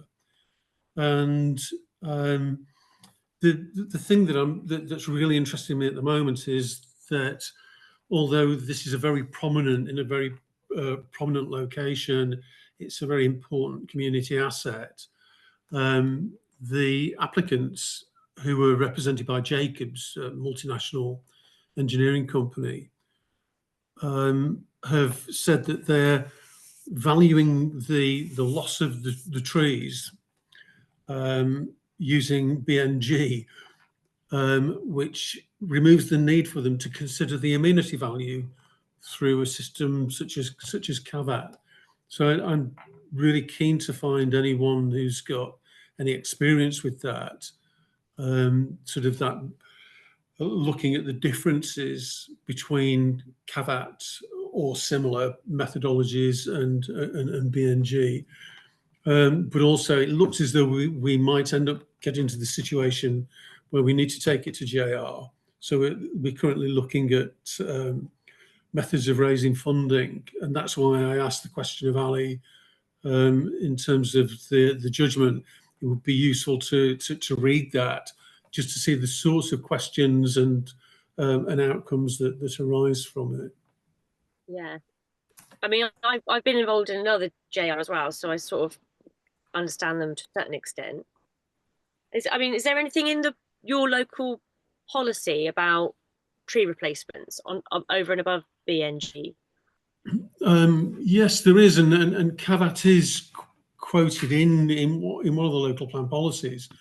But I had a conversation with the lead tree officer today, and he regrettably, seems to feel that because the policy is not well written and well worded, he pushed it quite hard at policy review, but the inspector wrote these particular policies, rewrote them.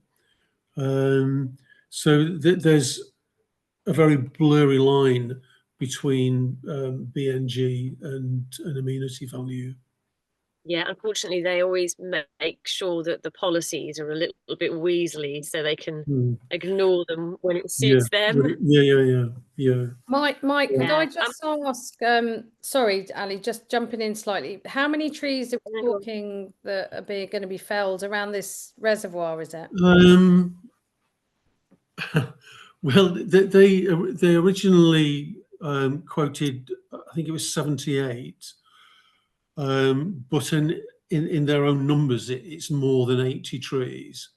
But there are many trees that they haven't accounted for or haven't included in their survey. So we think around 150 significant trees. It's quite a major impact. Yeah. And what's it for? What are they doing? Well, because it's a reservoir, they have to have a 10-yearly inspection under the regulations under the Reservoirs Act, and the 2016 inspection identified that what's known as the freeboard was insufficient. The freeboard's like if you think about a bath and the water, you sort of normal water level in your bath, and the maximum it can go to is the overflow, isn't it? And unless you turn all the taps on really hard, and then it goes past the overflow and tips over the edge of the bath. So the freeboard is the difference between the top of the bath and the bottom of the overflow. Does that make sense? Yeah, makes sense. So how far the water has to come up before it spills over the dam. So it was identified that was insufficient, and Jacobs were engaged to carry out a flood study and to produce what was referred to as an initial options report, so options for mitigating the risk from the dam. They massively overestimated the risk and misreported it to the council. That seems to have resulted in the council making the decision that they needed to allocate resources. So we attended an economy and growth committee meeting, and it was really quite clear that because it was a high risk, the council had no option but to implement the recommendations that came from Jacobs. But I identified that there was a problem with their risk assessment, that they'd misplotted the risk on an FN diagram, which is a graph, if you like. They misplotted the risk, so it was being represented as high when actually it was a tolerable risk. And if you know anything about risk assessment, there are sort of 3 zones of risk: acceptable, broadly acceptable, where you don't need to do anything; unacceptable, where you must do something; and then tolerable, where you tolerate the risk based on the balance of costs and benefits of doing something. And one of the big problems, of course, at this site is to implement Jacobs' proposal. The cost is massive in terms of the loss of trees. And they're saying, well, we don't need to account for that because we've accounted for the impact on the ecology of the site through BNG, but BNG doesn't deal with the impact on the community and the amenity value of trees. Mike, can I ask, do you have a campaign website or any kind of campaign page? Yeah, we do. It's called Friends of Point and Pool. We're just it's not very effective, to be honest with you, and we're just in the process of updating that. And do they say that? I'm sorry to interrupt again. Do they say they have to remove the trees to allow their equipment and the operation in, or to widen or heighten something? Sorry if I haven't quite followed. Yeah. So they're saying that they need to remove trees to be able to raise the crest of the dam. Right. Okay. The lip of the dam. But they say, well, we are retaining many trees. Well, they are, but their own arborist has said, or the arboricultural report that was submitted with the application, effectively said that those retained trees were significantly compromised. I mean, significantly. We're talking about beech trees of upwards of 30 metres high, metre diameter, and they're talking about reducing the height of them by 40%. Well, those trees are just going to die as a result of that work, let alone the impacts on the roots. So we managed to get it turned around. It went to Strategic Planning Board, and we asked for a deferral, and it was deferred. And one of the reasons for deferral was insufficient information, because we questioned the validity of information that had been submitted with the application. And they were asked to meet and collaborate with us to see if a solution could be found so that this same application could go back to Strategic Planning Board. And if it couldn't, then they needed to submit a new application. So we've had 4 meetings with them, no collaboration whatsoever. At every meeting, one of the officers has said, oh, so we've carried out this collaboration, this is, we've collaborated with the community. These meetings are just there for that purpose, I think, is just to demonstrate that they've ticked a box, but there's been no collaboration at all. So yeah, really unfortunate. If you wanted to have a look at it, it's the site's called Point and Pool, and you can look at it on Google Street View. Yeah. Thanks, Google Mike. Earth, Google Did you say Street that View. planning permission has been granted? Or that No. So they didn't refuse. They deferred the application. Okay. So I mean, you probably need to wait for the planning application, the permission to be granted before you can challenge it. Oh, absolutely. Yeah. But we're sort of monitoring the situation. The problem is we don't want to start raising funds until we know we need them. So there's quite a short. Do you have? Sorry to interrupt. So yeah, you need to raise funds when you. Has anyone imagined a solution to this without so much like a sort of alternative vision of how that some of the trees could be retained? Like it's really we've done that. So 2 years ago, I went to one of the Economy and Growth Committee meetings where they were considering funding for this project, and the day before I requested time to speak at the meeting. I was asked to submit anything that I was going to present. So I submitted an option to use what are called screw piles or ground screws. They're like a steel screw upwards of 1 metre long. You screw them into the ground. They have a U-shaped clamp, and into that clamp you can fit a board. So by screwing these things in the ground, you can actually raise the dam without raising the soil levels. And so I sent that the afternoon before the committee meeting.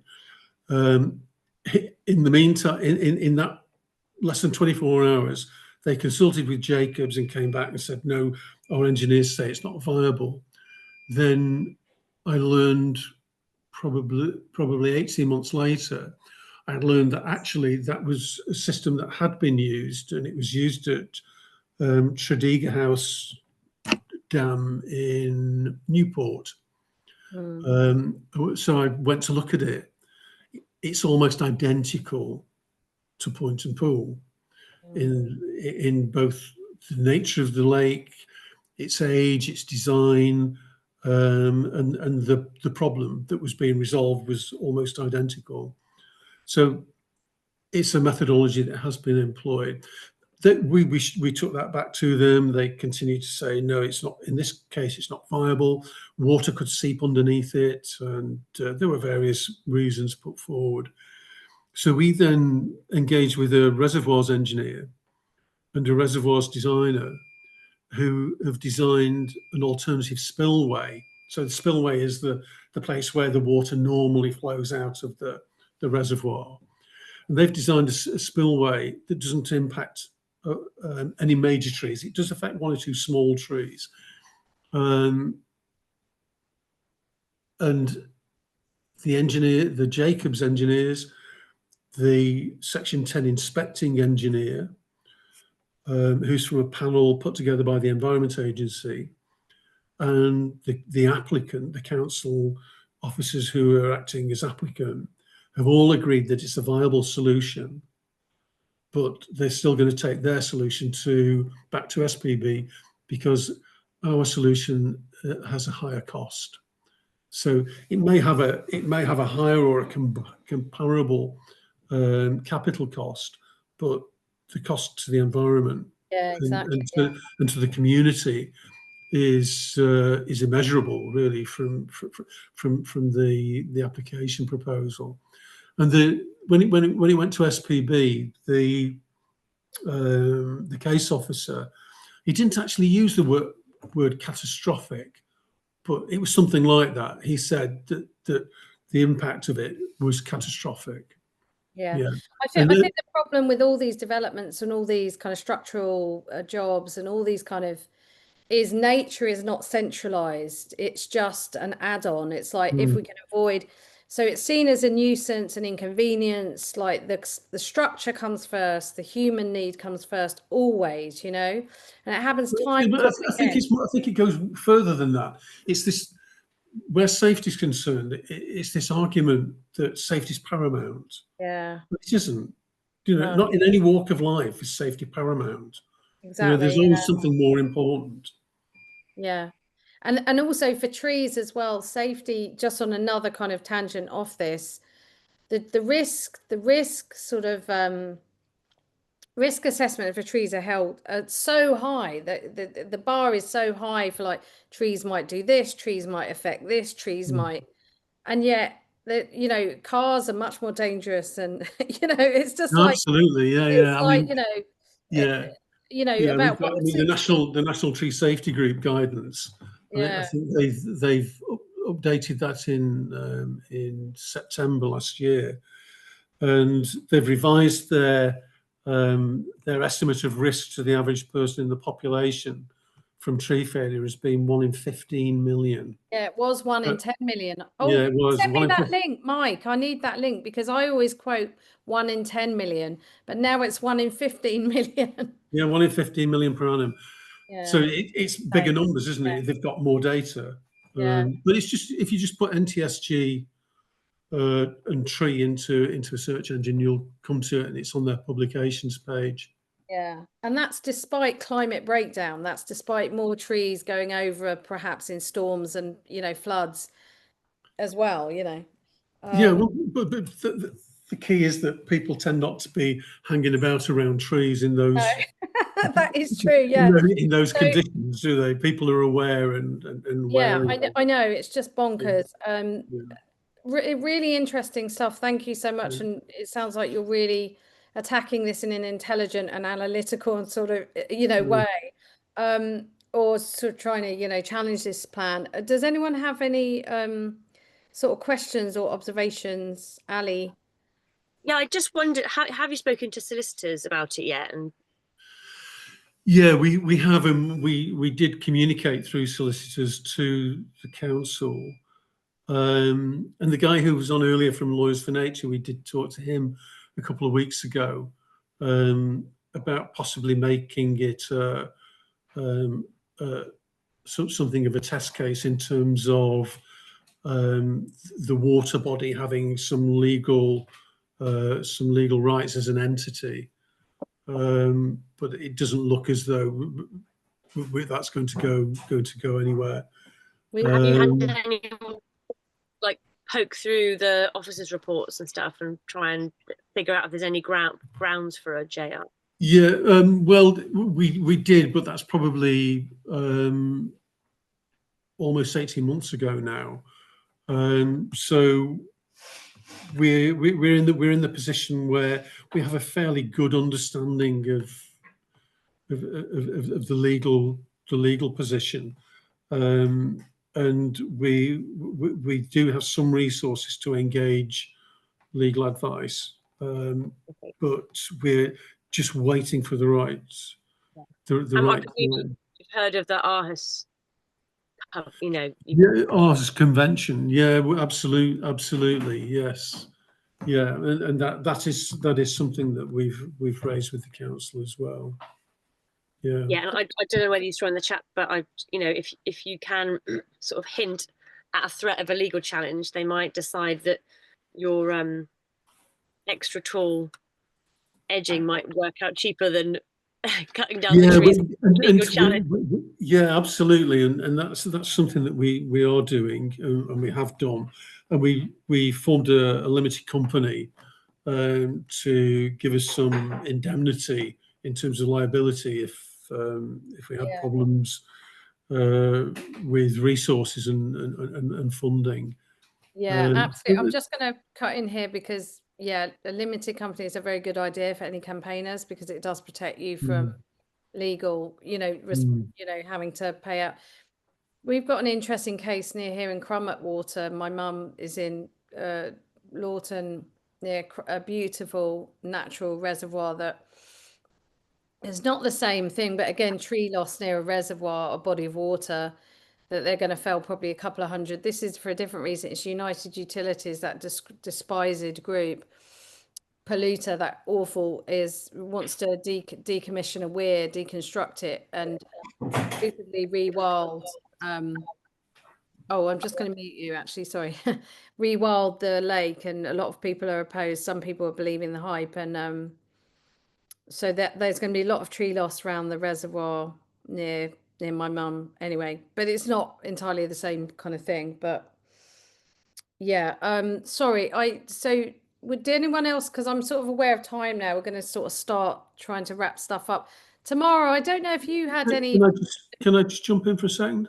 Yeah, 1 minute. Yeah, just in terms of contributions, if you need anything on the tree safety side of things, so that's my specialism, so don't hesitate if any of the group need anything in that area to at least drop me a line. That's brilliant. So what can you explain a bit more about that, what you're well, my background is from a tree contracting background into consultancy, and then over the past sort of 20 years I've been developing and delivering training in tree risk assessment, tree risk management. Great. That's great to know. If people wanted to contact you, do you have a website, or how would? We do, yeah. But if you contact me, Mike at qtra.co.uk. Okay, that's thanks, Mike. That's really, really helpful. Yeah. And I was going to say that's great. A diverse council who like to fell trees just in case. Yeah, just in case. The just in case factor is just always very much prevalent in the insurance claims against trees as well, just in case it's going to cause damage in the future. Yeah. Tamara, I was going to say, is this something the Woodland Trust might be able to sort of get? I know sometimes you do quite big projects with a lot of trees, but I don't know whether it's the sort of thing. Good question. So we have a brilliant team of 3 who are our Woods Under Threat team for the whole country. They devote a lot of their time responding to planning applications, and that's where we tend to find that we can have the most impact. So I'll put in the chat a link to our report a threat form, and that's what we encourage supporters to reach out in terms of our most material. That looks like a very odd link, so I will retry that. But that's the most material way we can make a difference in terms of putting the charity's name behind something. We have other advice on our website and various different projects that we're working on. We are looking at subsidence more deeply as an issue because we're aware that local tree campaigners keep running into subsidence in particular as an issue. So we do have some very amazing committed people behind the scenes working very hard to try and really grapple with what this means and the realities of how we help. But yes, let me try that link again. Essentially, the more information you can give our teams, and the earlier you can tell us about a threat, the more likely we are to be able to help.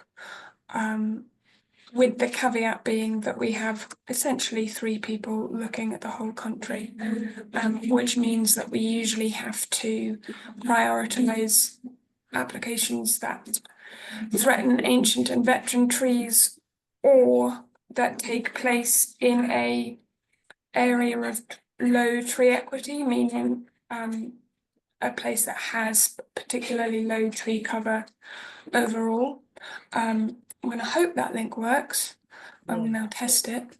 So yes, that takes you to our webpage that walks you through what we're looking for and what we prioritise and why. In terms of wider guidance, have a quick Google of the Woodland Trust website, and we try and make it as easy as possible to walk people through how we can help and how to get involved.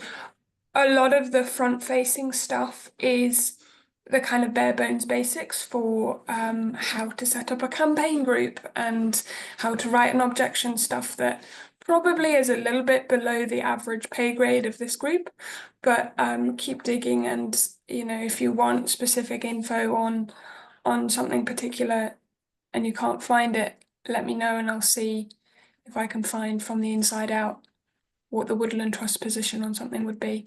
But yeah, we are working as hard as we can behind the scenes, and if there's a particular case that people would like support with, flag it to me and I can see what I can do. I'll try our best. And yeah, that's great. Thank you for that. Really, really useful. So tomorrow, now how do you pronounce your name? Olyart. Good question. Olyart is a good, yeah. Cool. I've heard lots of different versions, so I wanted to ask about that quarry case. I haven't heard about that for a while. You remember the quarry, they wanted to extend a quarry into a woodland? Yes, I believe that was rejected. I'm going to assume it's open quarry. That was before my time. So I will have to do some digging into the records of that. But it's one that we remember favourably for having an amazing amount of public support behind that campaign. So I can have a look at how that went. But we'll see. Yeah, no worries. Thanks so much, Tamara. It's great that you're here. I really appreciate you coming and listening. You're welcome. It's fantastic. It's great to know what's happening. Yeah. Great. So we always, I mean, our top line is that the most powerful thing that we can offer people in terms of tree safety is a local group that cares about them. That's the front line and the sum total of what has the most impact, looking over a number of campaigns for a number of years. The thing that has the most impact is a local group that cares. So it can feel really depressing and like it's you against the whole damn world. But looking nationally over a number of years, it's also what works. So yeah, great. Keep going. Yeah, thank you. Thanks. So I think because we're kind of coming to the end of the meeting, was there anything else we needed to sort of flag up, Ali, before or anything else, Christine? Or I don't know. If you've got things to send me, send me stuff for news page, tag us in things on social media, and I can share them. And I will send the beta version of the toolkit out to everybody in the group next week, so you can comment on it. Absolutely fantastic. Lawrence, just quickly. Yeah, just very quickly, we're going down to Billinghurst. There's some oaks there that we're going to do a caveat and PTI report on later this week. It's from another group called the Crowford Oaks that we've helped out in the past. So I'll try to link people together. And we've also met with Paul Wood, who's an author. I believe Gio, you know him. He came down to Southend and we had a nice meeting and looked at some trees. Great. Okay. And Chester, any slight? Chester's still there. No real updates, unfortunately. It's kind of been going around owning houses with the council. Okay. What happened with the letter that you sent to them? The amazing letter. I can forward on some responses from the council. So we've essentially taken them to court under the Human Rights Act, and yeah, they're unfortunately not really taking it very seriously. We've had a solicitor involved who's worked for 20 hours pro bono, made some good traction. So I think I'll be able to feedback a lot more on that. I can send you the details, but particularly with the how-to guide, we can offer some good leapfrogs and some steps forward, really. Yeah, that would be really good. I'll send it to you. And I've heard your lawyer, your solicitor is this Firebrand. Paul Wood was telling me about her. She's amazing. I'd love her to come. Monica, yeah, she is. I mean, I can try to link things up. Yeah, she came down. I wonder whether she'd come and talk to us in our next meeting. Maybe we could get her email, because she's amazing and she's quite high profile, isn't she? And quite a firebrand. She is, yeah. And she's working on other courses. I put the Mar Mentor, I think it is in Spain, which is a lagoon. She was working on that. Monica. Monica. Oh, I can't even. I'll put the group in chat. Yeah. I just know as Monica. Yeah, no, she's done quite some high profile, nature cases. I think that's the vibe. That's the Yeah, I'll put her spelling of her name in the chat and everything. But yeah, no, really, and quite down to earth, particularly for someone like me who's a grafter, to talk to a barrister, it's she talks in pleasant. You can understand. Yeah. Okay, that's fab. Well, listen, I'm going to end the meeting now. Thank you everyone for coming along. There've been some really inspiring, I have to say, stories tonight, and very emotive and wonderful. And we've got some amazing new people that are going to really set ourselves. So I just want to say thanks very much. So we meet again. So we meet on the first Tuesday of every month. If you do have anyone you think would be great to come and chat for half an hour and give us some expert input about trees and how best to protect them, do let me know, and let Ali know at the Canopy email. And yeah, so we'll be back next month and have a good couple of weeks fighting to protect those wonderful trees. Yeah. Okay. Take care, everyone. Thanks, Gio. I'll send the recording out. And when you can, if people couldn't make it. Okay. Cheers. Bye. Thanks. Bye. Bye.